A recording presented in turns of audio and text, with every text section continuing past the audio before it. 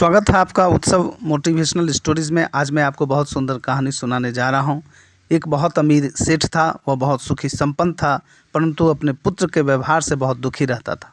उसका पुत्र बहुत आलसी और फिजूल खर्ची वाला था। इसके निराकरण के लिए वह सेठ एक दिन गौतम बुद्ध से परामर्श और सुझाव लेने गया। गौतम बुद्ध ने उसे आशीर्वाद दिया और उसका रास्ता बतलाया। वह वापस आकर अपने पुत्र को बुलवाया और उससे कहा कि तुम्हें इस घर में रहना है तो प्रतिदिन कुछ न कुछ कमाना होगा। तब उसके पुत्र को बड़ा आश्चर्य हुआ और इस अवस्था में वह अपने माता को इस समस्या को बतलाया। माता ने उसे एक सोने का सिक्का दिया और उसे पिता को देने को कहा।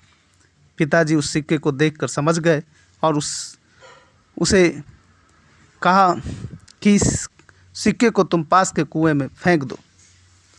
वह खुशी खुशी गया और निसंकोच जाकर उस कुएं में फेंक दिया।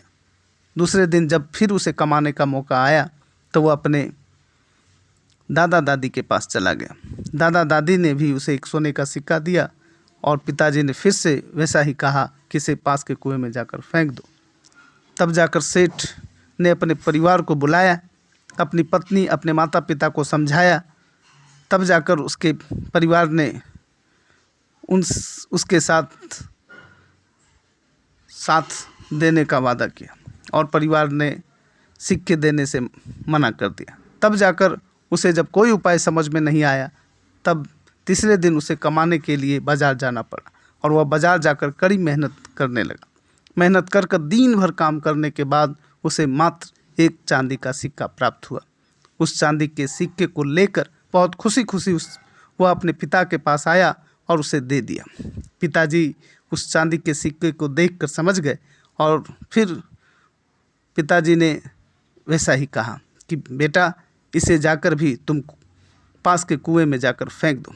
तब पुत्र ने कहा, पिताजी, मैं आज बहुत संतुष्ट हूँ, बहुत मेहनत करके इस सिक्के को लाया हूँ, मैं इसे कैसे कुएं में फेंक दूँ। तब पिता ने उसे समझाया, बेटा, आज तुम्हें मेहनत का मूल्य समझ में आ गया।